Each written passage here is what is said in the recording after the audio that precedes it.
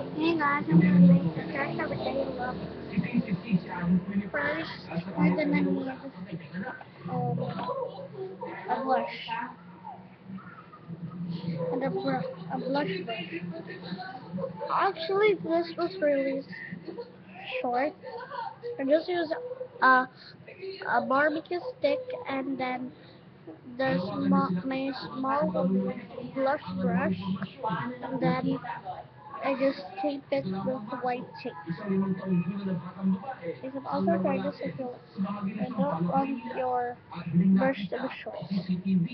Then, just putting it in my Natagpuan din ang bata ng umiiyak sa isang kalye sa foundation Quezon brush City. para Pinagalaw mag-blush. po siya ng lalaki na sa video. Alis sila kayo sa bus papuntang Quezon City. Bago ba sila lamang iniwan? Isang katulad na insidente rin ang nangyari noon namang Pebrero sa kaparehong barangay sa may Sampaloc, Maynila. Donald Castro, patrol ng Pilipino. Samantala, hindi pa rin natatagpuan ang dalawang batang nawawala sa barangay Wawa sa Taguig City. At ayon sa ilang testigo, nakita pa nila ang dalawang bata noong Miyerkules Santo. Nagpapatrol si Maan Makapagal. Dinahanap tawag at text ang mga inang sina Annalyn Benaflor at Ethel Naraga matapos ipanawagan sa TV Patrol ang pagkawala ng mga batang sina Dane Benaflor at James Naraga noong Miyerkules Santo.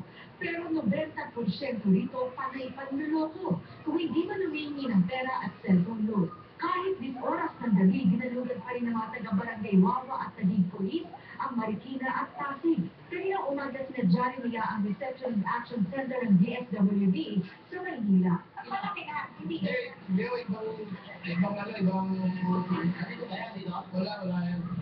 hirap na ang kalooban ng dalawang ina. Sumama ang news team sa paghahanap nila. Picture blush. And then I'm putting some white marble powder. Nagpasibahay naman ang Taguig Police sa katabing barangay San Of Miguel. course, everything looks has a whiter than Umaga noong Miyerkules look, Santo. so I'm using a little bit of white normal powder. Then widen my dark circles. You wait, cause I'm gonna go. Ito ang dalawang bata. Sinita pangaraw niya. Hindi na siya nakita ng bata na, ewan ko, saan sila pupunta, basta umiiyak yung isa. Ayon sa Taguig Police, baka napalayo na ang mga bata sa paglalakad nila at hindi na nakabalik sa kanilang bahay. Tapos nawala o baka may tumukot lang na isang tao. Umabot na rin hanggang Wait, probinsya cause I'm ng gonna Rizal go ang to the paghahanap sa mga bata.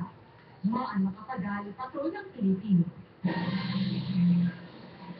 Nakasal at naipit naman ng delivered truck ang isang naka-wheelchair na lolo sa Quezon City. Pero pati ang driver ng truck na agad naman tumulo sa aksidente ng ABS-CBN Emergency Management Unit. Nagpapatrol si Jackie Manao.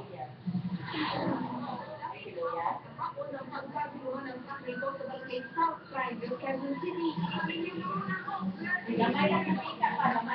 Sa ilalim ng truck ang dalawang lalaki. Ang isa, naka-wheelchair pa at isang lolo. Habang ang ikalaway, ang mismong driver ng truck. Bumaba pala ng truck ang driver at sigilan ng pagka-truck at pagtama nito sa lolo. Pero pati siya, nadamay rin. Driver, tumalon. Pero ng driver, kinakasuhan niya yung sasakyan. Naipit yung paa niya. Pagkaipit ang paa niya, kinain siya. Tinamaan din mo lang sa wheelchair. Maya-maya lang, dumating na ang mga kaanak at kaibigan naman sa Felipe Cruz. Diyan ang sistem na mga gamit yan. Let's put it like that.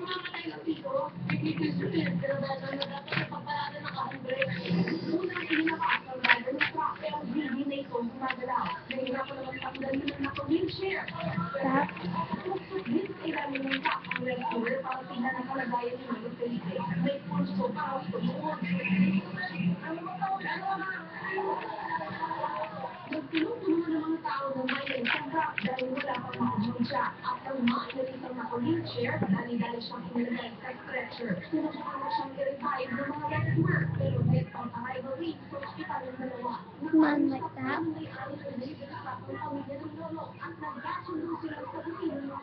And then widen my face.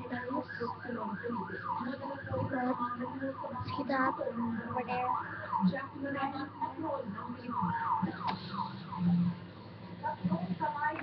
isang malaking restaurant ang ikinandado ng Gross Internal Revenue o BIR dahil sa hindi pagbabayad ng tamang buwis.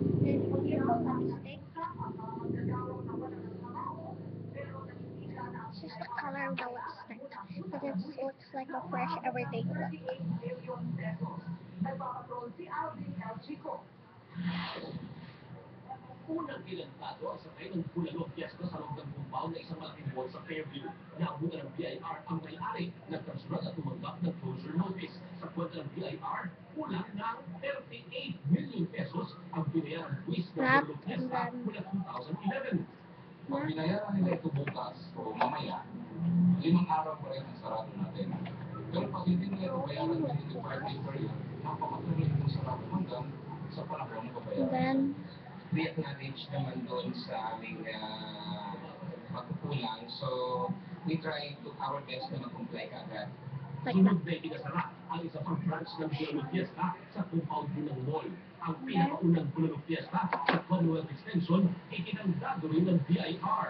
Dahil dito, namimilig yung mawala ng trabaho ang mahigit 115 empleyado ng restaurant. Ito lamang po ang susundin para po ay finish it off when putting some powder on your lips. Para kaming hanap buhay, dito lang kami talaga umaasa sa trabaho namin. Idinoon ng Auckland Cantado ilang araw bago ang deadline ng pagbabayad ng income tax sa April 15. Ito todo pa ng BIR. I'm gonna do it on the Para mirror. makonekta na mahigit 1.2 trillion pesos na target sa 2013. Mawala ng BIR, maaaring maraming empleyado pang iiyak dahil sa katerbang kumpanya pang iniimbestigahan at posibleng may pasala kagaya nito dahil sa hindi pagbabayad ng tamang buwis. Alvin Chico, Patrol Naglibig.